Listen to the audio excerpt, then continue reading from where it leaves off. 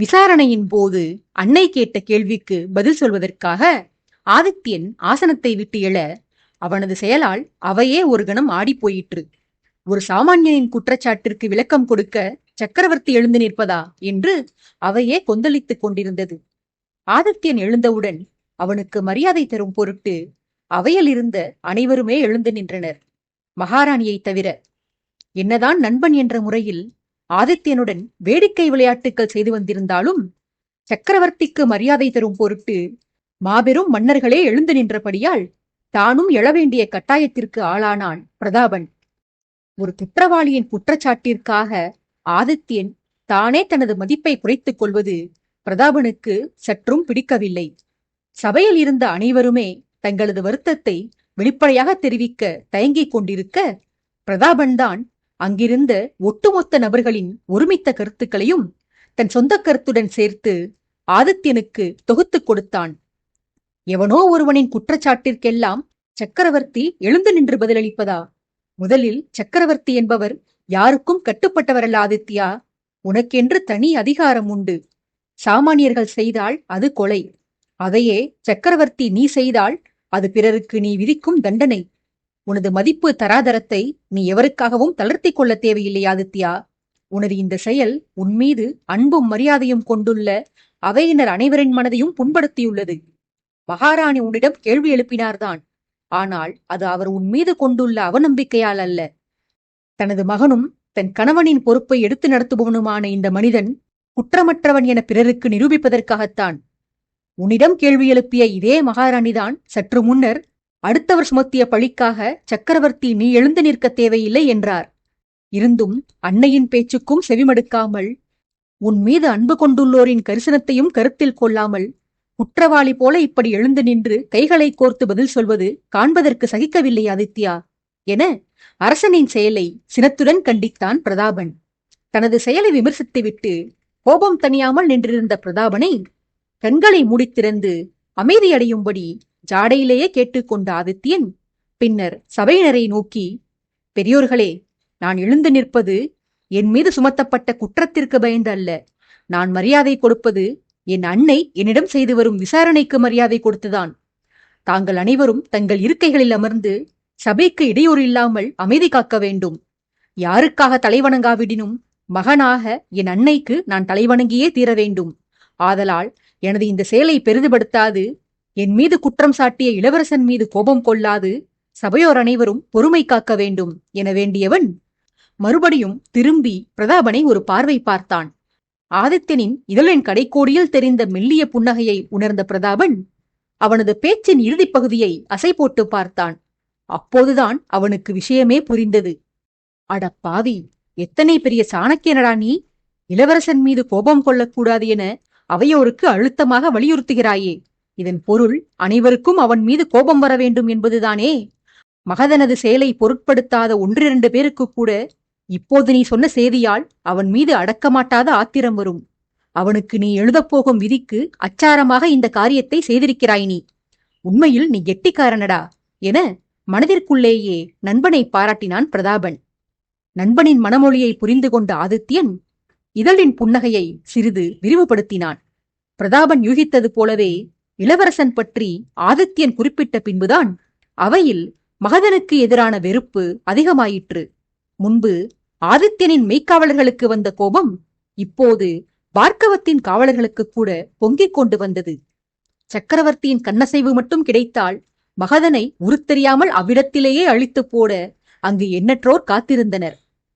மக்களின் அபிமானத்தை பெற்ற ஒருவனின் ஒரு சிறிய செயல் கூட எத்தனை பெரிய தாக்கத்தை உண்டாக்கும் என அந்த அவையில் வீற்றிருந்தோரின் செயல்களிலேயே தெளிவாக தெரிந்து கொள்ள முடிந்தது. தன் இடது கரத்தை உயர்த்தி சபையை அமைதிப்படுத்திய ஆதித்யன் பிறகு அன்னையின் புறமாக திரும்பி, இந்த மகதனுக்கு என்ன பதிலை சொல்வதம்மா? என் மீது பழி போட வேண்டும் என்று முடிவு செய்தானே, நன்கு யோசித்து என்னை சிக்க வைப்பது போன்ற பழியை போட்டிருக்க கூடாது. விவரம் எதுவும் அறியாமல் வாய்க்கு வந்த பொய்யை சொல்லி அவன் செய்த குற்றத்தை என் மீது திணிக்க பார்க்கிறான். தங்களுக்கே நன்கு தெரியும், நம் அரண்மனையின் நந்தவன குலத்தருகே ஒரு வானரம் திருட்டுத்தனமாக வந்து என் வாளை திருடிச் சென்று விட்டதென. அப்படி இருக்க என் வாள் எப்படியம்மா நேற்று என் கைகளில் இருந்திருக்கும்? வருணன் என்ற நாமம் கொண்ட அந்த வானரம் இங்குதான் உள்ளது. ஆனால் அது களவாடிச் சென்ற என் வாள்தான் எங்குள்ளது என்று எனக்கு தெரியவில்லை. வசுமித்ராவின் சக்கரவர்த்திகள் பாரம்பரியமாக அணியும் மணிமகுடம், மகர கண்டிகை, ரத்தினங்கள் பொருத்தப்பட்ட கங்கணம், இவற்றில் எதையாவது அந்த மர்ம மனிதனிடம் கண்டதாக இவர்கள் சொல்லியிருந்தால் கூட இவர்களது வாதத்தை இம்மியளவாவது நாம் நம்பலாம். ஏனெனில் அவை அத்தனையும் இப்போது என் தேகத்தில்தான் வீற்றிருக்கின்றன. ஆனால் எப்போதோ திருடு போன வாளை நான் நேற்று எடுத்து வந்ததாக இவன் சொல்வதை நினைத்தால் எனக்கு சிரிப்புதானம்மா வருகிறது. என் வாளையும் வருணனையும் அசோகபுரத்தில் இவன் கண்டது உண்மையாயிருந்தால் ஒருவேளை அதை திருடிச் சென்ற வருணனே அவ்வாளை அங்கு எடுத்து வந்திருக்கலாம். ஆனால் வருணன் அங்கு வந்து போனதற்கும் சாட்சியங்கள் இல்லை. எனில் வாள் வந்திருக்கவும் வாய்ப்பில்லை. இதில் நான் தான் அவ்வாளுடன் அங்கு வந்தேன் என இவன் சொல்வதில் அர்த்தமே இல்லையம்மா. இன்னொரு எளிமையான விஷயம். பிரதாபன் உரைத்தது போல் என் பகைக்கு பழி வாங்குவதற்காக நான் எவரையாவது தீர்த்து கட்ட வேண்டுமானால் பகிரங்கமாக கோட்டை திடலின் நடுவிலேயே அக்காரியத்தை நான் செய்யலாமே. நான் சைலனை அவ்வாறு இதே பார்க்கவோ கோட்டையின் மத்தியில் வைத்து வதம் செய்திருந்தாலும் அவனது தந்தையான மன்னர் நந்தகோபாலர் என் செயலுக்கு எந்த எதிர்ப்பும் தெரிவித்திருக்க மாட்டார். அவர் மட்டுமல்ல, என்னை கேள்வி கேட்க எவருமே இருந்திருக்க மாட்டார்கள். மரணித்தால் அனைவரும் வெம்பி புலம்பும் அளவிற்கு சைலேந்திரனும் இந்த கோட்டையில் எவரிடமும் நன்மதிப்பு பெற்றிருக்கவில்லை. எனில் எனது பகையை நான் வெளிப்படையாகவே தீர்த்து கொண்டிருக்கலாமே. எல்லோருக்குமே என்னை பற்றி நன்கு தெரியும். நான் கொலை செய்ய அஞ்சுபவனும் அல்ல, அடுத்தவர் என் மீது கொண்டிருக்கும் அபிப்பிராயத்தை பற்றி கவலையுறுபவனும் அல்ல. எவரது விமர்சனத்தையும் கண்டுகொள்ளாமல் கடந்து செல்பவன் நான். அப்படி இருக்க நான் ஏன் ரகசியமாக கொலை செய்ய வேண்டும்? செய்ய விரும்பியிருந்தால் பகிரங்கமாகவே அதை செய்திருக்கலாமே என அரசன் வாதாடினான். மகதன் அப்போதும் விடுவதாய் இல்லை. மரணம் அவனை நெருங்கியதாலோ என்னவோ அவனது மூளையின் செயல்பாடுகள் மங்கிப் போயிருந்தன. சபைக்குள் நுழைந்ததிலிருந்து அவன் காத்து வந்திருந்த மௌனத்திற்கு முற்றிலும் நேர்மாறாக இப்போது வாய் ஓயாமல் வாதாடியபடி இருந்தான். உயிர் பிரியப் போவதை உணர்ந்தானா என தெரியவில்லை. மரணம் சம்பவிப்பதற்குள் அரசனின் சதியை நிரூபித்தாக வேண்டும் என்ற உறுதியோடு இருந்தான். தக்க சாட்சியங்களுடன் தான் அதை நிரூபித்தாலும் அதனால் அரசனுக்கு பாதிப்பு எதுவும் இல்லை என உணர அவன் மனம் மறுத்தது. அரசன் விடுத்த கேள்விக்கு மகதன் பதில் சொன்னான். அதுதான் பிரபு, எனக்கும் தெரியவில்லை. ஏன் சதிவலையை தாங்கள் விரித்திருக்க வேண்டும்? அதில் ஏன் எங்களையெல்லாம் விழச் செய்திருக்க வேண்டும்? அந்த உண்மையை தாங்கள்தான் கூற வேண்டும் பிரபு. தங்களை சைலனின் அறைவாயிலில் கண்டதற்கு சாட்சியம் உள்ளதா என என்னை வினவினீர்கள். அந்த அறையை நாங்கள் காவல் காத்ததை தவிர நாங்கள்தான் அந்த கொலையை செய்தோம் என தங்களிடம் ஆதாரம் எதுவும் உள்ளதா பிரபு என அரசனையே குறுக்கு விசாரணை செய்தான். மகதனுக்கு அருகில் இருந்த இரு தம்பிமார்களும் தங்கள் தமையனின் நாவை அடக்க போராடி வந்தனர். அரசனை எதிர்த்து பேச வேண்டாம் என கெஞ்சி பார்த்தனர். பின்பு அதட்டி பார்த்தனர். அதன் பின்னர் மிரட்டியும் பார்த்தனர். இறுதியாக அவன் முதுகில் பலம் கொண்ட மட்டும் அடித்தும் பார்த்துவிட்டனர். ஆனால் மகதனோ எதற்கும் அசருவதாய் தெரியவில்லை. கண்கள் சிவக்க அரசனை ஆவேசமாக முறைத்துக் கொண்டு நின்றான் அவன். மகதனின் கேள்விக்கு ஆதித்யன் பதில் சொல்லவில்லை. மாறாக தனக்கு பின்னால் நின்றிருந்த வருணனை திரும்பி மட்டுமே பார்த்தான். அரசர் கேள்விக்கு தன்னை பதில் கூறச் சொல்கிறார் என்பதை புரிந்து கொண்டு வருணன் மகதனை நெருங்கி வந்தான். வந்தவன் மற்றவர்களைப் போல பேசுவதற்கு மகாராணியிடமோ ஆதித்யனிடமோ அனுமதி கோரவில்லை.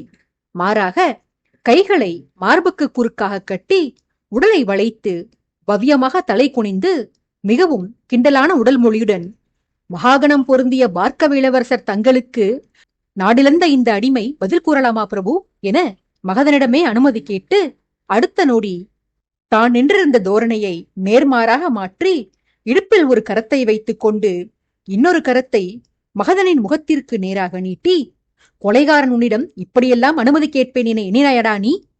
உனக்கெல்லாம் எதற்கடா மரியாதை? தமையனையே துடிக்க துடிக்க கொன்ற பாதகன் நீ.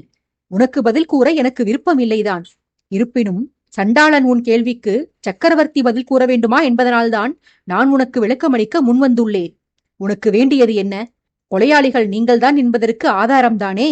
ஏன் இல்லாமல் இதோ காட்டுகிறேன் ஆதாரத்தை என சவாலாகச் சொன்னவன் பின்னர் அதிகாரி ஒருவனை அழைத்து முன்தினம் அசோகபுரத்தில் சைலன் தங்கியிருந்த அறையிலிருந்து கைப்பற்றிய சில பொருட்களை எடுத்து வரச் செய்தான். பொருட்களுடன் சேர்த்து கூடவே ஒரு சித்திரத்தையும் எடுத்து வந்திருந்தான் அந்த அதிகாரி. அதிகாரியிடம் அந்த பொருட்கள் வைத்திருந்த தாம்பாளத்தை பெற்றுக்கொண்ட வருணன் தானே அவற்றை மகாராணியிடம் சமர்ப்பித்து, தேவி, தயவு கூர்ந்த இப்பொருட்களை தாங்கள் பார்வையிட வேண்டும். இவை யாருக்கு சொந்தமானது என்று தெரிந்து கொள்ள பார்க்கவ இளவல் ராஜகோபாலரின் மனைவியை அழைத்து, தாங்கள் அடையாளம் கண்டுகொள்ளலாம் தேவி. இளவரசர்களுக்கு தங்கள் தந்தையின் மீதுதான் நம்பிக்கை இல்லை, தந்தைக்கு பாசமில்லை என குற்றம் சாட்டி அவருடைய செயல்பாடுகளில் அதிருப்தி கொள்கிறார்கள். ஆனால் தாய் என்பவர் வெறுப்பு விரோதத்திற்கெல்லாம் அப்பாற்பட்டவராயிற்றே. அவரிடம் கேட்டால் உண்மைகள் வெளிவந்துவிடும் தேவி என வருணன் சொல்ல, ராஜகோபாலரின் மனைவி எழுந்து மகாராணிக்கு அருகில் வந்தார். அந்த பெண்மணியிடம் வருணன் கொடுத்த வஸ்துக்களை காட்ட, அவரோ அந்த தாம்பாளத்தில் இருந்த ஒரு பட்டு வஸ்திரத்தை கையில் எடுத்து அதை முன்னும் பின்னும் திருப்பி பார்த்து, இது மகதனுக்கு நான் வாங்கி கொடுத்த அங்கவஸ்திரம். திருமணத்திற்கு முந்தைய நாள் நடைபெறவிருந்த நலுங்கு விழாவில் அணிந்து கொள்வதற்காக இதை நான் தான் அவனுக்கு வழங்கியிருந்தேன். நேற்று மாலை அசோகபுரத்தில் இவன் அதை அணிந்திருந்ததை நானே கண்டேன் என வாக்குமூலம் அளித்தார். அச்சமயம் மகதன் ஏதோ சொல்ல வாயெடுத்தான். பேச முற்பட்டவனை வருணன் தடுத்தான். மரியாதை என்றால் பொருள் என்ன என்பதே உனக்கு தெரியாதாடா? அன்னை விசாரணை செய்கிறார் என்பதற்காக சக்கரவர்த்தியாக விளங்கும் மகன் எழுந்து நின்று பதில் கூறுகிறார். உன் அன்னையும் சக்கரவர்த்தியின் அன்னையும் விவாதித்துக் கொண்டிருக்கும் போது அவர்களது பேச்சில் நீ குறுக்கிடுகிறாய். செய்த குற்றங்கள் போதாதா? இதுவரை நீ செய்து வந்ததற்கே வாழ்நாள் சிறை தண்டனை கிடைக்கப் போகிறது. இந்த குற்றத்திற்கு எப்போது தண்டனை பெறப்போகிறாய்? மரணித்து மீண்டும் உயிர் பெற்று வந்து தண்டனை அனுபவிப்பாயா? தேவிமார்கள் இருவரும் பேசி முடிக்கும் வரை வாய் திறக்கக்கூடாது. கொட்டாவி வந்தால் கூட வாய்க்குள்ளேயே விட்டுக் கொள்ள வேண்டும், ஜாக்கிரதை என மிரட்டினான். வருணன் மீது கொண்ட அளவற்ற வெறியால் அவனை அடிப்பதற்கு கைமுஷ்டியை மடக்கினான் மகதன். ஆனால் அவையைச் சுற்றிலும் தன் பார்வையை ஓட்டியவன், அங்கு தனக்கு ஆதரவாக ஒரு எறும்பு கூட இல்லை என உணர்ந்து கொண்டவன் தனது ஆவேசத்தை தானாகவே மட்டுப்படுத்தி கொண்டான். அடுத்ததாக தாம்பாளத்தில் இருந்த இரத்தம் தோய்ந்து காய்ந்து போயிருந்த குருவாள் ஒன்றை கையில் எடுத்த மகதனின் தாய், இது என் இரண்டாவது மகன் பாரிவேந்தனுடையதாயிற்றே. அவனது தமையன் சைலேந்திரன் ஒரு சமயம் தம்பியான வேந்தனுக்கு பரிசளித்த குருவாள் இது என்று விளக்கம் கொடுத்தார். மூன்றாவதாக இருந்த அருந்து போன கண்டிகையை கையில் எடுத்து, இது பார்க்கவ மன்னர் தன் தம்பியின் கடைக்குட்டி மகனுக்கு ஆசையாக பரிசளித்தது. விருந்து வைபவங்களில் வடிவேலன் இந்த ஆபரணத்தை எப்போதும் அணிந்திருப்பான். நேற்றைக்கு அசோகபுரத்திற்கு கூட இதை அணிந்து வந்திருந்தான் என உறுதியாக சொன்னார். அன்னை ஒவ்வொன்றாக விளக்க விளக்க மகன்களுக்கு அடிவயிறு கலங்கியது. சைலனின் அறைவாயிலில் வருணன் தங்களிடமிருந்து பறித்துச் சென்ற பொருட்கள் அவை என்று அம்மூன்று பேருக்குமே நன்கு தெரிந்திருந்தது. ஆனால் அவை எப்படி அறைக்குள் சென்றன என விளக்குவதற்குத்தான் அவர்களுக்கு அவையில் அனுமதி கிடைக்கவில்லை. ஆகையால் பேசத் துடித்த நாவை கட்டுப்படுத்தி கொண்டு அமைதி காத்திருந்தனர். சாட்சியம் கூறிய ராஜகோபாலரின் மனைவியை அவரது ஆசனத்திற்கு சென்று அமருமாறு கேட்டுக்கொண்ட மகாராணி அடுத்ததாக தாம்பாளத்தில் வைக்கப்பட்டிருந்த சித்திரம் ஒன்றை கையில் எடுத்து பார்த்தார். கொலை நடந்த பின்பாக அந்த அறையை அச்சு அசலாக வரைந்து வைத்திருந்த ஓவியம்தான் அது. மாண்டு போன இளவரசனின் உடலுடன் சேர்த்து அவனது மரணத்திற்கு அழுது கண்ணீர் வடித்துக் கொண்டிருந்த உறவினர்கள் வரை அனைவரது உருவங்களும் அந்த அறையில் இருந்த பொருட்களுடன் சேர்த்து தத்ரூபமாக வரையப்பட்டிருந்தன. அதை கூர்ந்து நோக்கிக் கொண்டிருந்த மகாராணியிடம் அந்த ஓவியத்தை எடுத்து வந்திருந்த அசோகபுரத்தின் காவல் அதிகாரி, இது இளவரசர் மாண்டு போய் கிடந்த அறையின் சித்திரம்தான் தேவி. எங்கள் குறுநிலத்தின் தலை சிறந்த அரசாங்க ஓவியரால் வரையப்பட்ட சித்திரம் இது. பொதுவாக குற்றச்செயல்கள் நடக்கும் இடங்களில் விசாரணைக்கு வசதியாக இருக்கும் என்று ஓவியர்கள் அந்த இடத்தின் அமைப்பை பிரதியெடுப்பது வழக்கம்தான். ஓவியர்கள் வரையும் சித்திரத்தை மேற்பார்வையாளர்கள் பார்வையிட்டு அதன் பின்பு அவ்விடத்தில் இருக்கும் நேரடி சாட்சிகளிடம் அந்த சித்திரம் சரியானதுதான் என்று கையொப்பம் வாங்குவதும் வழக்கம். சம்பவம் எங்கள் கோட்டைக்குள் நடைபெற்றதால் எங்களை எவரும் சந்தேகித்து விடக்கூடாது என்பதற்காக மாப்பிள்ளையை அழைக்க அறைக்கு வந்திருந்தவர்கள் நேற்று சம்பவத்தை முதன்முறையாக கண்ட அடுத்த கால் நாளிகையிலெல்லாம் இந்த ஓவியம் வரைய ஆரம்பிக்கப்பட்டது. ஓவியம் வரைந்து முடித்தவுடன் அங்கிருந்த முக்கியஸ்தர்கள் பலரிடமும் காட்டப்பட்டு கையொப்பமும் பெறப்பட்டது. கொலை நடந்த இடத்தை சக்கரவர்த்தியுடன் வந்திருந்த காவல் அதிகாரிகள் பார்க்கவத்தின் அதிகாரிகளுடன் சேர்ந்து எங்கள் அசோகபுரத்தின் அதிகாரிகளும் அலசி ஆராய்ந்தோம் தேவி. அங்கு இளவரசர் கிடந்த கோலத்தையும் அவருக்கு அருகில் இருந்த பொருட்களையும் வைத்து இந்த கொலை எப்படி நடந்திருக்கும் என ஆராய்ந்தோம். அந்த விசாரணையில் எங்களுக்கு கிடைத்த தடயங்கள் தான் தாங்கள் பார்வையிட்ட பொருட்கள் தேவி என்று விளக்கினான். அதிகாரியின் விளக்கத்தை கேட்டு முடித்த மகாராணி, இந்த இளவரசர்கள் சொல்வது போல சக்கரவர்த்தி, வருணன் மற்றும் பார்க்கவ மன்னர்கள் முதலியோர் முன்பே அந்த அறைக்குள் வந்து போனதற்கான தடயங்கள் எதுவும் தென்பட்டனவா அதிகாரி என கேட்டார். அந்த அதிகாரியோ, அப்படியவரும் வந்து போனதற்கான தடயங்கள் எதுவும் கிடைக்கவில்லை தேவி என திட்டவட்டமாக மறுத்தான். மறுபடியும் இளவரசர்களை பார்த்த மகாராணி, என்னப்பா இது, நீங்கள் ஒன்று சொல்கிறீர்கள், அதிகாரி வேறு விதமாக சொல்கிறார். ஆதாரமே இல்லாமல் உங்களின் குற்றச்சாட்டிற்காக ராஜ்யத்தின் சக்கரவர்த்தியையே நிறைந்த அவையில் இன்று விசாரணை செய்திருக்கிறேன். நீதி வழுவாத என் மாமனாரும் மதிப்பிற்குரிய என் கணவரும் ஆண்டு வந்த இந்த ராஜ்யத்தில் கடைக்கோடி குடிமகனுக்கு கூட அநியாயம் நேர்ந்துவிடக்கூடாதெனதான் நாடாளும் அரசனையே இன்று அவையினர் அனைவரின் முன்பும் விசாரித்து அவனது மரியாதைக்கு இழுக்கு நேரும்படி செய்திருக்கிறேன். தாய்ப்பசுவின் கண்ணீருக்காக தான் பெற்ற மகனையே தேர்காலின் கீழ் மடியச் செய்த அரசன் வாழ்ந்த தேசம் நம்முடையது. தவறான தண்டனை கொடுத்ததற்காக கண்ணகி என்ற ஒரு பெண் சிந்திய கண்ணீரினால் உள்ளம் வெதும்பி போய் அமர்ந்திருந்த அரியணையிலேயே அரசன் ஒருவன் உயிர்விட்ட தேசம் இது. அப்படிப்பட்ட நம் தேசத்தின் சிறப்பு என் மகனால் குன்றிப் போய்விடக்கூடாதென்றுதான் அவன் உத்தமன் என்று தெரிந்திருந்தும் நான் இத்தனை நேரமும் பொறுமையுடன் இந்த விசாரணையை மேற்கொண்டு வந்தேன். சாட்சியங்கள் அனைத்தும் உங்களுக்கு எதிராகவே உள்ளன. இருந்தும் உங்களுக்கு இறுதியாக ஒரு வாய்ப்பளிக்கிறேன். நிரபராதிகள் என்று உங்களை நிரூபித்துக் கொள்ள ஆதாரங்கள் எவையேனும் வைத்துள்ளீர்களா என கேட்டார் மகாராணி. இளவரசர்களோ தலையை குனிந்தபடியே இல்லை என்று தலையாட்டினர். மகாராணி இவ்விதம் இளவரசர்களிடம் பேசி வந்த நேரம் அவையில் எழுந்து நின்றிருந்த ஆதித்யனின் பார்வை சாளரத்தின் வெளியே தூரத்தில் இருந்த மரத்தடியில் இருந்தது. அவனது கவனம் அங்கு சென்றிருக்க காரணம், அரசன் கொடுத்திருந்த ஒரு முக்கிய பணியை ஏற்றுச் செய்து வந்த நந்தினியின் பணிப்பெண் மைதிலி அந்த மரத்தடியில் நின்றிருந்ததனால்தான். அவள் அங்கு தனியாக நிற்கவில்லை. அவளுடன் இன்னொரு கன்னிகையும் இருந்தாள்.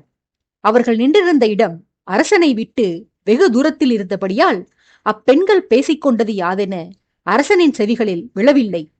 ஆனால் மைதிலி தனது ஆணையை திறம்பட செயல்படுத்துகிறாள் என்பதை மட்டும் உணர்ந்து கொண்டான் அரசன். ஆதித்யனை எப்போதுமே கவனிக்க தவறாத வருணனின் பார்வையோ அரசனிடம்தான் வெகு நேரமாக இருந்து வந்தது. அரசனும் சாளரத்தில் இருந்து பார்வையை அவைக்குள் செலுத்துவான் என வருணன் எதிர்பார்த்து காத்து கொண்டிருந்தான். ஆனால் அது நிகழாமல் போகவே மெல்ல அரசனை நெருங்கி வந்த வருணன் அவனது காதோரமாக, சக்கரவர்த்தி செய்யும் காரியமா பிரபு இது? அவையில் விசாரணை நடந்து கொண்டிருக்கிறது. ஒரு அறிவெளி தங்களை குற்றம் சாட்டியதால் சபையே கொந்தளித்து போய் கிடக்கிறது. தாங்கள் இருக்கையிலிருந்து எழுந்ததனால் அவையில் உள்ள ஒட்டுமொத்த பேரும் எழுந்து நின்று குற்றம் சாட்டியவனை எரித்துவிடும் மாத்திரத்தோடு குமரி நிற்கின்றனர். இதே அவையில்தான் தங்களது அன்னையும் தங்களது மனைவியும் உள்ளனர். நீங்களானால் இத்தனை பேரையும் விட்டுவிட்டு தூரத்தே மரத்தடியில் நிற்கும் ஒரு பணிப்பெண்ணிடம் தங்கள் கவனத்தை செலுத்தியிருக்கிறீர்கள். அந்த பெண்ணிடம் அப்படி என்னதான் உள்ளது பிரபு? போரில் எதிரிகளை வென்று விஜயேந்திரன் எத்தனை அழகழகான கன்னிகைகளை கவர்ந்து வந்து தங்களிடம் சேர்ப்பித்தார். ஒருவரையும் தாங்கள் நிமிர்ந்து கூட பார்க்கவில்லை. அவர்களை விடுங்கள், தங்கள் மனைவியர்களிடம் இல்லாத அழகா? வீட்டில் தேவதை போல மனைவி இருக்க ஆணின் மனம் ஆலமரத்தில் தலைகீழாக தொங்கும் தேவாங்கிடம் மையல் கொள்ளுமாம். பெரியோர்களின் வாக்கு எத்தனை உண்மையானது என்பதை இப்போதுதான் உணர்கிறேன் பிரபு. நான் தங்களுடன் இருந்தவரை எந்த பெண்ணையும் ஏறிட்டு நோக்காத உத்தமராக இருந்தீர்கள் தாங்கள். நான் உங்களை நீங்கி வந்து சில காலமே ஆகிறது. அதற்குள் இத்தனை பெரிய மாற்றமா தங்களிடம்? எனில் தாங்கள் பிறப்பால் உத்தமர் அல்ல. நான் உடன் இருந்து பிற பெண்டிரை தங்களுக்கு அருகில் நெருங்கிவிடாமல் செய்து வந்ததனால்தான் நல்லவராக இருந்து வந்துள்ளீர்கள். நான் சற்று கவனக்குறைவாக இருந்திருந்தால் எத்தனையோ நங்கைகள் தங்கள் வாழ்வில் வந்து போயிருப்பர். இப்போது நான் இல்லாதபடியால் உங்களுக்குள் இருக்கும் கயவன் வெளிவருகிறான். ஏன் பிரபு இப்படி கெட்டுப்போய் விட்டீர்கள் என அரசனின் வாயை கிளறுவதற்காக அவனை சினம் கொள்ளச் செய்யும்படியாக கேள்வி கேட்டான் வருணன். அரசன் அந்த பணிப்பெண் மூலமாக ஏதோ ரகசிய வேலை செய்கிறான் என்று உணர்ந்திருந்த வருணனுக்கு அது என்ன வேலை என்று தெரிந்து கொள்ளும் ஆர்வம் இருந்து வந்தது. நேரடியாக கேட்டால் அரசன் கூறமாட்டான் என்பதனால் ஆதித்யனின் கண்ணியத்தை குறை கூறி அவன் வாய்ப்படவே உண்மையை வாங்கலாம் என்ற நோக்கில்தான் அரசனின் நடத்தையை குறை கூறும்படியாக பேசியிருந்தான் வருணன். இருந்தும் வருணனின் முயற்சி தோல்வியில்தான் முடிந்தது. ஆதித்யன் வெகு இயல்பாக, நான் உத்தமன் என்று நான் எப்போதரா சொல்லியிருக்கிறேன்? நீயாக அப்படி என்னை நினைத்துக் கொண்டால் அதற்கு நானா பொறுப்பு? பெண்களை நான் ஏறெடுத்து பார்த்ததில்லையா? எனக்கானவளை தேடி திருவிழா, விசேஷம், வைபவம் என எத்தனை இடங்களில் பெண்களை வெறிக்க வெறிக்க பார்த்திருக்கிறேன். நினைவில்லையா அதெல்லாம் உனக்கு? அவை போகட்டும், நான் கெட்டுப்போய் விட்டதாக சொன்னாயே, உன் கூற்றில் ஒரு சின்ன திருத்தம். நான் கெட்டுப்போகவில்லையடா தம்பி, கெடப்போவது நீதான். நேற்று இதே நேரம் கோட்டை திடலின் மத்தியில் அமர்ந்து கொண்டு குடுவை குடுவையாக மது குடித்ததோடு நில்லாமல் மாளிகையின் மேல் மாடியில் உன் மீது கோபம் கொண்டு நின்றிருந்த என்னிடம் மது வேண்டுமா என்று கேட்டாயே, அதை அத்தனை எளிதில் மன்னித்து மறந்து விடுவேன் என்று நினைத்தாயா வருணா? அதற்கு உனக்கு தண்டனை தர வேண்டாம்?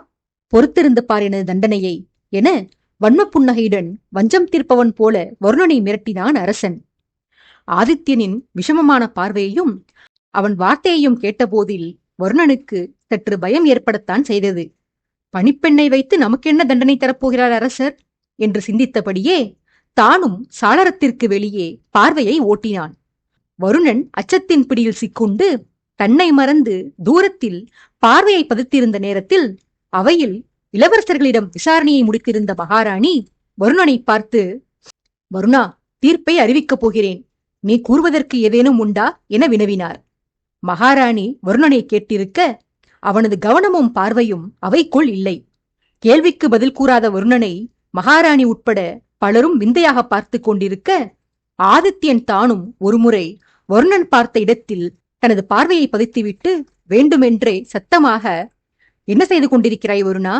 மகாராணியின் கேள்விக்கு பதில் சொல்லாமல் அங்கே பெண்கள் மீது என்ன பார்வை வேண்டியிருக்கிறது? உன் துஷ்டத்தனங்களுக்கு அளவே இல்லையா? என்னுடன் இருந்தவரை நீ உத்தமனாகத்தானே இருந்தாய். இப்போது ஏன் இப்படி கெட்டுப் போயிருக்கிறாய்? தேவதை போல வாகினி உன் கண் முன்னால் இருக்க தூரத்தில் நிற்கும் ஒருத்தியிடம், அதுவும் உன்னை விட வயதில் மூத்தவளிடம் மையல் கொண்டு நிற்கிறாய். வெட்கமாக இல்லையாடா உனக்கு? இதுதான் என்னிடம் நீ கற்றுக்கொண்ட பாடமா? இத்தனை வருடங்கள் என்னுடன் பழகியிருந்தும் என் உத்தம குணங்கள் வரவில்லையா உனக்கு என கடிந்து கொள்வது போல நாடகமாடினான் ஆதித்யன். தான் சொன்ன வார்த்தைகளையே அனைவருக்கும் கேட்கும்படியாக தனக்கு எதிராக பிரயோகிக்கிறாரே அரசர் என்ற அதிர்ச்சியோடு அரசனை இமை மூடாமல் ஏறிட்டு நோக்கினான் வருணன். அதிர்ச்சி நீங்காமல் தன்னை பார்த்தபடி நின்றவனின் பின்னந்தலையை பிடித்து பிரபாவதியின் புறமாக திருப்பி, நீ இப்போது நோக்க வேண்டியது என்னை அல்ல, உன்னிடம் கேள்வி கேட்டு உன் பதிலுக்காக காத்திருக்கும் நாட்டின் மகாராணியை என பல்லை கடித்தவாறு ஆதித்யன் சொல்ல, மகாராணியின் கேள்வியை வருணனிடம் சேர்ப்பித்தார் பார்க்கவத்தின் அமைச்சர் ஒருவர். அதன் பின்பே சுய உணர்வு வரப்பெற்று அவையில் இருந்த அனைவரின் கவனமும் தன் மீது விழுந்திருந்ததை உணர்ந்தான் வருணன். அடுத்த நொடி அவசர அவசரமாக, நான் குற்றமற்றவன், நிரபராதி, இதை தவிர சொல்வதற்கு எதுவும் இல்லை தேவி, தங்களை காக்க வைத்ததற்கு மன்னியுங்கள் என கைகூப்பி பதட்டமாக பதிலளித்தான் வருணன். ஆதித்யனின் சீண்டலால் பதறிப்போயிருந்த வருணனின் செயலைக் கண்டு மெலிதாக புன்னகைத்த பிரபாவதி தீர்ப்பு வழங்க தயாரானார். அச்சமயம் அவை வாயிலில் அரவிந்தன் உள்ளே வருவதைக் கண்ட ராஜகோபாலன் அதற்காகத்தான் காத்திருந்தவர் போல அவதி அவதியாக இருக்கையிலிருந்து எழுந்து, தேவி, இடையூறுக்கு மன்னிக்கவும், தீர்ப்பு வழங்கும் முன்பாக இந்த வழக்கையும் தாங்கள் விசாரித்துவிட்டு தீர்ப்பை ஒட்டுமொத்தமாக வழங்க வேண்டும் என்று அடியேன் வேண்டிக் கொள்கிறேன் என மகாராணியிடம் கோரினார். மகாராணி அந்த வழக்கின் விவரங்களை கேட்க ராஜகோபாலரோ, நேற்றைக்கு சக்கரவர்த்தியின் உயிரை பறிப்பதற்காக கானகத்தில் ஒரு சதி அரங்கேறியதே, அந்த கொடூரத்திலிருந்து தப்பி கோட்டைக்கு திரும்பி வந்த பிரபு இவ்வழக்கை விசாரிக்கும் பணியை என்னிடமும் என் தமையனிடமுமே வழங்கிவிட்டார். என் தமையன் மகனை இழந்த சோகத்தில் மூழ்கி இருக்க அவரை தொந்தரவு செய்யாது நானே எனது ஆட்களிடம் விசாரணை செய்யும்படி சொல்லியிருந்தேன். அந்த வழக்கின் சாட்சியங்களைத்தான் அரவிந்தன் அழைத்து வந்திருக்கிறான் தேவி என மகாராணிக்கு விளக்க, பிரபாவதியோ சாட்சியம் கூற வந்தவர்களை விசாரித்தார். சீருடை அணியாமல் வந்திருந்த 6-7 பார்க்கவ வீரர்கள் அரவிந்தனுடன் வந்திருக்க, அவர்களில் தலைவன் போன்று இருந்த ஒருவன் மகாராணியிடமும் அரசனிடமும் கைகூப்பி வணங்கி, மகதனின் ஒற்றனாக இருந்து வருணனின் விசுவாசியாக மாறிய மணியன் முன்தினம் சொல்லியிருந்த அதே பொய்யை இம்மியும் மாறாமல் அப்படியே ஒப்பித்து முடித்தான் அவன். அவனுடன் வந்தவர்களும் சத்தியம் செய்யாத குறையாக தங்கள் தலைவன் சொல்வது அத்தனையும் உண்மையென வாதிட்டனர். இனியும் செய்வதற்கு ஒன்றுமில்லை என இளைய இளவரசர்கள் இருவரும் விதியை ஏற்றுக்கொள்ள தயாராக தலையை தொங்க போட்டுக் கொண்டு நின்றிருக்க, தங்களுக்கு எதிராக பொய் கூறியவர்களை மகதன் பஸ்பமாக்கி விடுவது போல முறைத்துக் கொண்டிருந்தான். அவன் முறைப்பைக் கண்டு அஞ்சுபவன் போல நடித்த சாட்சியம் சொன்ன அந்த வீரன், அப்படி பார்க்காதீர்கள் இளவரசே, அச்சமாக உள்ளது. இதுவரையிலும் தங்கள் ஆணையை ஏற்று எத்தனையோ குற்றச்செயல்களில் ஈடுபட்டு வந்திருக்கிறோம். அப்போதெல்லாம் தங்களை எதிர்த்து ஒரு வார்த்தையும் பேசியதில்லை நாங்கள். ஆனால் நமக்கெல்லாம் படியளக்கும் சக்கரவர்த்தியே மாய்க்கும்படி தாங்கள் உத்தரவிட்ட பின்பாக இனியும் தங்களுக்கு கீழ் பணிபுரியக்கூடாது என்றும், இதுகாரும் செய்து வந்த பாவங்களுக்கு பிராயச்சித்தம் தேடுவதற்காகவும் எங்கள் பணியை துறந்து கோவில் குளமென சுற்றி வரலாம் என்று முடிவெடுத்து விட்டோம் இளவரசே உண்மையை கூறி தங்களை காட்டிக் கொடுத்தமைக்கு எங்களை மன்னித்தருளுங்கள் என போலிக்கண்ணீர் வடித்தான். இத்தனை நேரமும் சபையில் வாய் திறக்காத அரவிந்தன் அழுது வடித்த அந்த வீரனை நெருங்கி வந்து அவனது தோளை வருடிக் கொடுத்து அவனை தன் மீது சாய்த்துக் கொண்டு, நீ அழாதே வீரனே, எப்போது நீ திருந்தி உன் குற்றத்தையெல்லாம் ஒப்புக்கொண்டு விட்டாயோ அப்போதே உனக்கான பிராயச்சித்தம் கிடைத்துவிட்டது. சக்கரவர்த்திக்கும் பார்க்கவத்திற்கும் செய்து வந்த துரோகத்தை எண்ணித்தானே வருந்துகிறாய். நான் உனக்கு மீண்டும் ஒரு வாய்ப்பளிக்கிறேன். எனக்கு விசுவாசமாக இருந்து என்னைப் போல நீயும் என்றென்றும் சக்கரவர்த்தியிடம் பக்தி செலுத்தி வா. கூடா நட்பை துறந்து விட்டாய், அது போதும். நீ உன் பணியை துறக்க வேண்டிய அவசியமில்லை என்று துணியில் வெங்காயத்தை தேய்த்து அதை அவ்வப்போது கண்களில் வைத்து பொய்யாக கண்ணீர் வடித்துக் கொண்டிருந்த வீரனுக்கு ஆறுதல் கூறினான் அரவிந்தன். பேசியவனை வெறிகொண்டு முறைத்த மகதன், நீ எப்போதடா என்னிடம் வேலை பார்த்தாய்? நீ பணியில் சேர்ந்ததிலிருந்தே இந்த அரவிந்தனிடம்தானே எடுபடி வேலை செய்கிறாய். நேற்று என்னுடன் கானகம் வந்திருந்த வீரர்களை வருணன் அப்போதே துரத்தி எடுத்து விட்டான். பொய் சாட்சிக்கு ஆள் வேண்டுமென்று அரவிந்தனின் நம்பிக்கைக்கு உகந்தவனான நீ இங்கு வந்து சேர்ந்திருக்கிறாய், துஷ்டனே என வந்தவனை சாடிய மகதன் பின்னர் ஆக்ரோஷமாக, இந்த சபையில் எவருக்குமே சுய அறிவு இல்லையா?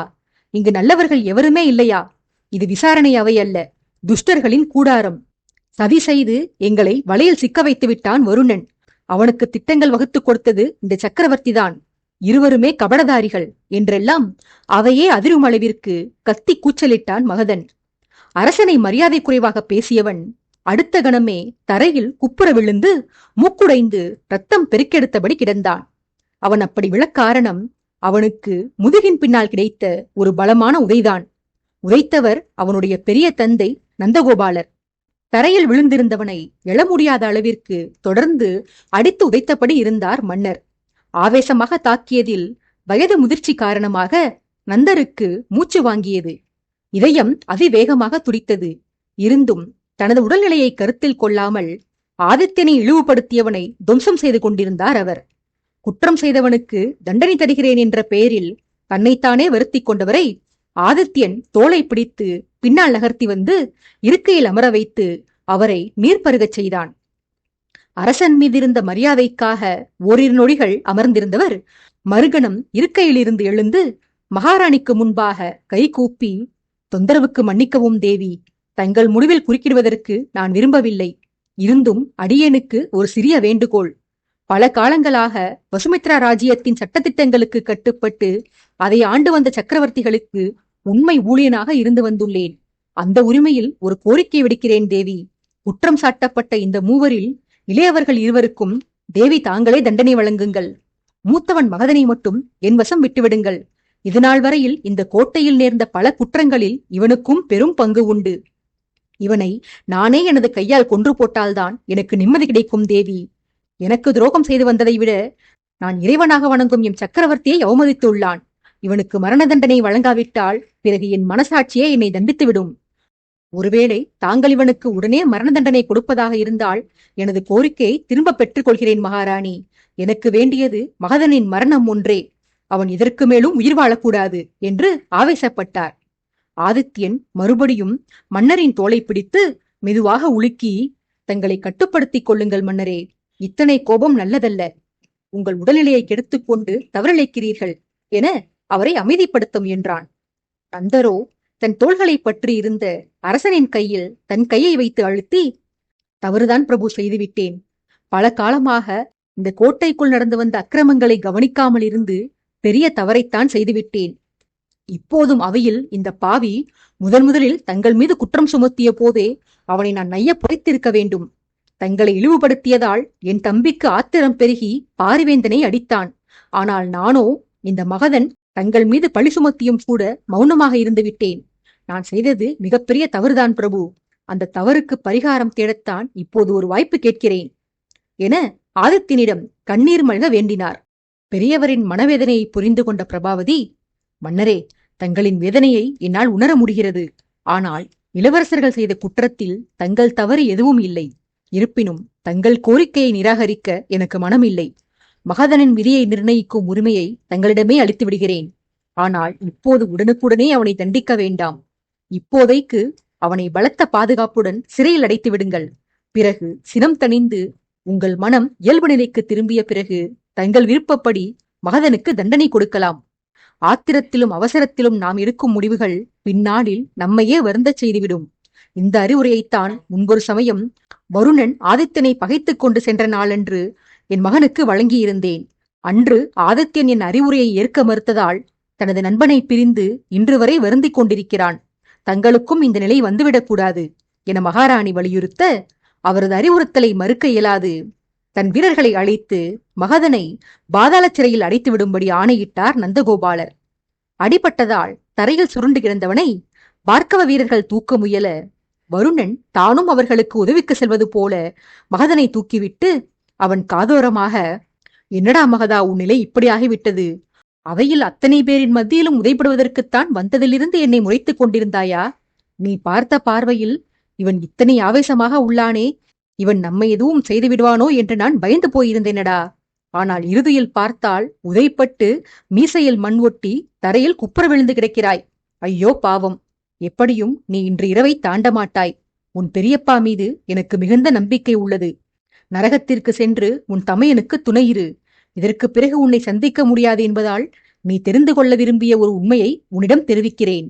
நீ யூகித்தபடி சைலனின் கொலை நடந்த அறைக்குள் நான், சக்கரவர்த்தி, உன் தந்தை, உன் பெரிய தந்தை என நால்வரும் இருந்தோம். உண்மையை தெரிந்து கொண்டாயல்லவா? இப்போது நிம்மதியாக சென்று உயிரை விடு என மெல்லிய குரலில் கிண்டலாக கிசுகிசுத்தபடியே அறை வாயிலுக்கு வெளியே வீரர்களுடன் சேர்ந்து மகதனை அழைத்துச் சென்றான் வருணன். மகதனுக்கு கடும் ஆத்திரம் வந்து வருணனின் சட்டையை பிடித்து உலுக்கி, ஏனடா இப்படி செய்தீர்கள்?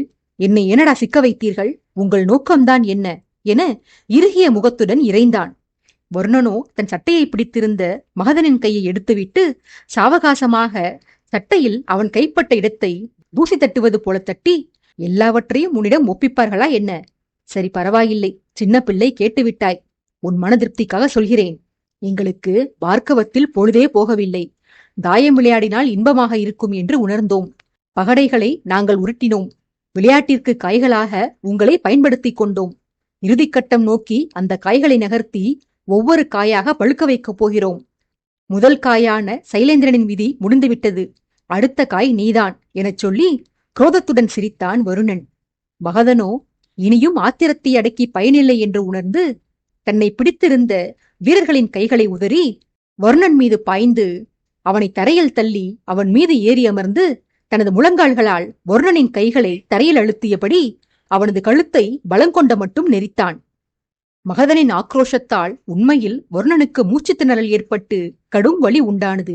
இதை கண்ட உடனிருந்த வீரர்களும் அவைக்குள் இருந்து இந்த காட்சியை கண்டவர்களும் எழுப்பிய கூச்சல் ஒலிகளால் ஆதித்யன், அவனது வீரர்கள் உட்பட பலரும் அவையை விட்டு வெளியே வந்தனர். பார்க்கவ வீரர்கள் மகதனை வருணன் மீதிருந்து அகற்றி அவனை இழுத்துச் செல்ல, மெய்க்காவல் வீரர்கள் தரையில் கிடந்த வருணனை தூக்கிவிட்டு அருகில் இருந்த திண்ணையில் அமர வைத்து அவனுக்கு முதலுதவி செய்தனர். ஆதித்யனோ எதுவும் பேசாமல் வருணனையும் சாதாரண காயத்திற்கு ஏதோ கழுத்தே அறுபட்டது போல பதைபதைத்து அவனை கவனித்து வந்த தன் வீரர்களையும் மாறி மாறி பார்த்து, இன்னும் இடுப்பில் தூக்கி வைத்து கொஞ்சங்களடா இவனை. உங்களால் தான் இந்த பயல் இப்படி கெட்டுப்போய் திரிகிறான். காயம் பட்டால் இந்த எருமைக்கு வலிக்கிறதோ இல்லையோ, அவன் காயம் உங்களுக்கெல்லாம் வலிக்கிறதடா என திட்டிவிட்டு விரக்தி பெருமூச்சு எறிந்துவிட்டு அவைக்குள் சென்றான் ஆதித்யன். அந்த மெய்க்காவல் வீரர்களோ அரசனின் வசவுகளை தலை குனிந்து ஏற்றபடியே கண்களை மட்டும் மேலே உயர்த்தி சிறைக்கு இழுத்துச் செல்லப்பட்ட மகதனை வஞ்சனத்துடன் முறைத்து தங்களுக்குள் ஏதோ சங்கேத பாஷையை பரிமாறிக்கொண்டனர். அதை கவனித்துவிட்ட வருணன், என்னடா ஜாடை செய்கிறீர்கள்? என்ன செய்ய திட்டம் திட்டுகிறீர்கள்? இப்போது எதையாவது செய்து என்னை சிக்கலில் மாட்ட வைத்து விடாதீர்கள். உங்கள் பாசத்தை ஓரங்கட்டி வைக்கும்படி பல காலமாக கேட்டுக்கொண்டு வருகிறேன் நான். நீங்கள் அதை ஓரங்கட்டாமல் என்னை இக்கட்டில் மாட்டிவிட்டு விடாதீர்கள் என அதட்டலும் கெஞ்சலுமாக கேட்டுக்கொண்டான் வருணன். வருணன் இயல்பு நிலைக்கு திரும்பியவுடன் மெய்க்காவல் வீரர்கள் அனைவரும் அவைக்குள் சென்று அரசனுக்கு பின்னால் தங்களுடைய ஸ்தானங்களில் நின்று கொள்ள, வருணன் அவை வாயிலேயே நின்றபடி அவை நடவடிக்கைகளை கண்டு வந்தான். ஆதித்யனுக்கு தோள் பிடித்து பிடித்து வருணனது கைகள் வலியெடுக்க ஆரம்பித்திருந்தன. அவைக்குள் சென்றால் தோள் பிடிக்கும் பணியை தொடர வேண்டுமே என அஞ்சி நிம்மதியாக வாயிலேயே நின்று கொள்ளலாம் என்று முடிவெடுத்து விட்டான் அவன். அங்கே அவைக்குள் மகாராணி, உன்மீதுதான் குற்றம் இல்லை என்று ஆகிவிட்டதே ஆதித்யா, இந்த வழக்கிற்கான தீர்ப்பை நீயே வழங்கலாமே என மகனை கேட்டுக்கொண்டார். ஆதித்யனோ, இல்லையம்மா, விசாரணை நடத்தியது தாங்கள்தானே, எனில் தீர்ப்பையும் தாங்களே வழங்கிவிடுங்கள். ஆரம்பித்த வேலையை வெற்றிகரமாக முடித்து வைக்க வேண்டும் என்று தாங்கள்தானே எனக்கு கற்றுக் கொடுத்துள்ளீர்கள். ஆகவே இந்த பணியையும் தாங்களே நன்முறையில் முடித்து வையுங்கள். சான்றோன் எனக் கேட்ட தாய் என்பது வள்ளுவர் வாய்மொழி. மகனை பிறர் புகழும்போது அன்னைக்கு எப்படி மகிழ்ச்சி ஏற்படுமோ அப்படிப்பட்ட மகிழ்ச்சியை மகன் நான் சிறிது நேரத்திற்கு முன்னர் அவையினர் என் அன்னை தங்களை பாராட்டிய போது உணர்ந்தேனம்மா. அந்த புகழ்மொழிகளை தொடர்ந்து கேட்டுக்கொண்டே இருக்க வேண்டும் என்று எனக்கு தோன்றுகிறது.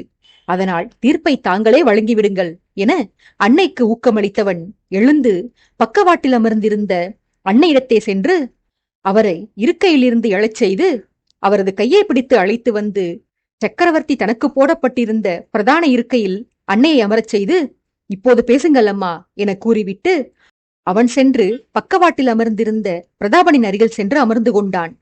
கணவனின் மறைவுக்கு பிறகு சபையில் பிரதான ஆசனத்தில் அமராதிருந்தவர் பல ஆண்டுகளுக்கு பிறகு அனைவரின் கவனமும் படும்படியான இடத்தில் அமர்ந்திருந்ததால் பிரபாவதிக்கு கூச்சம் மேலோங்கியது.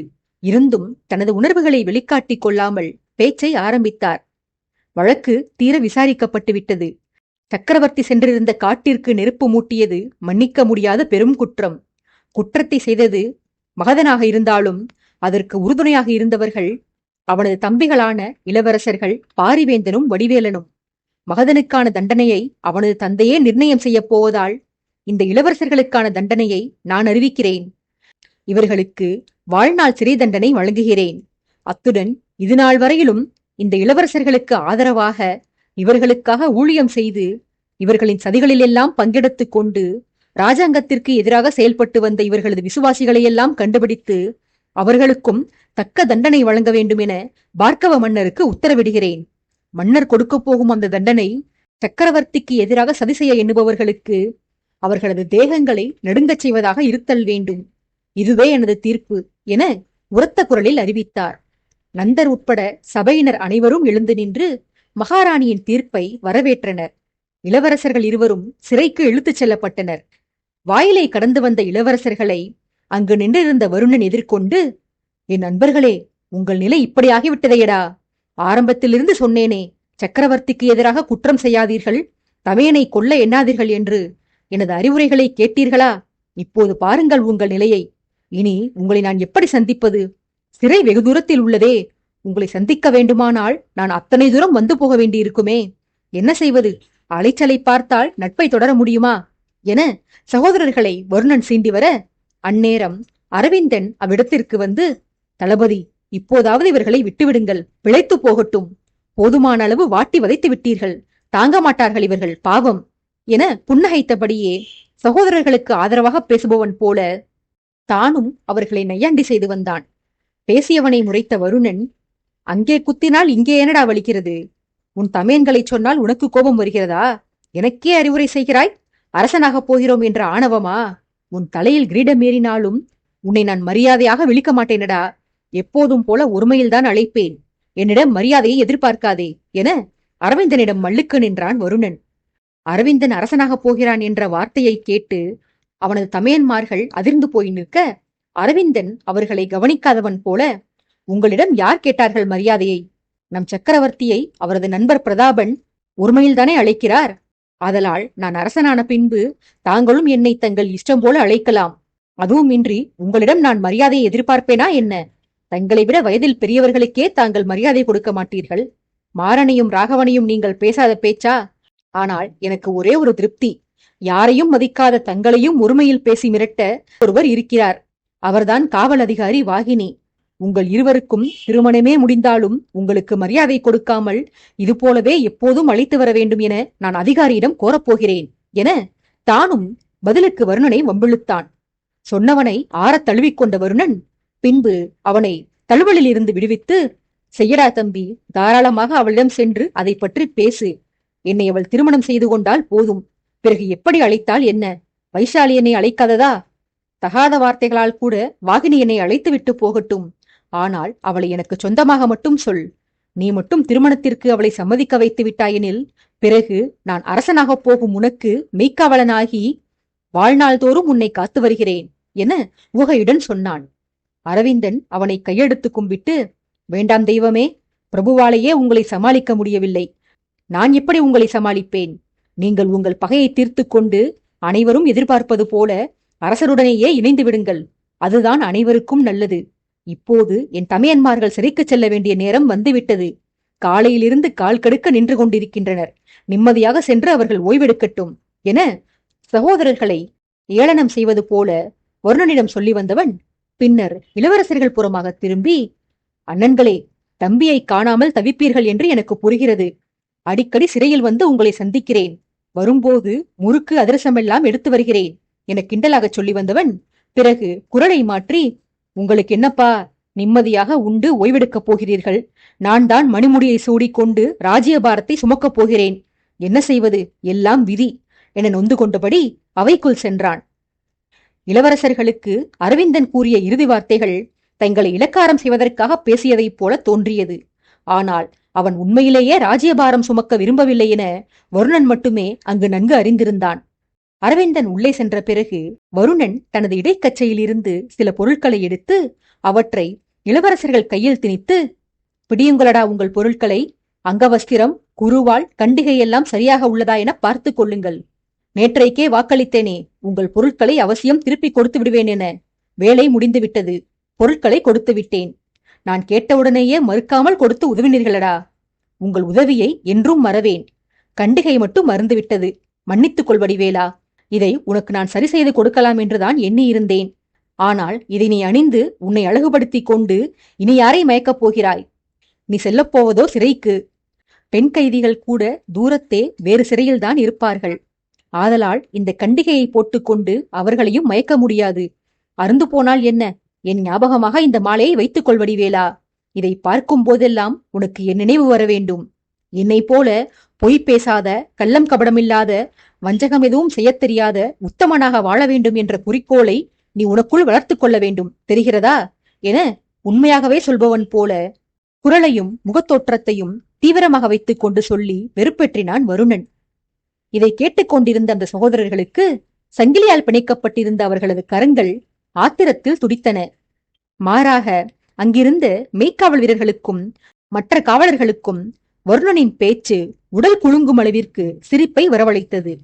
சிரித்தவர்களை முறைத்துவிட்டு அவைக்குள் சென்றான் வருணன்.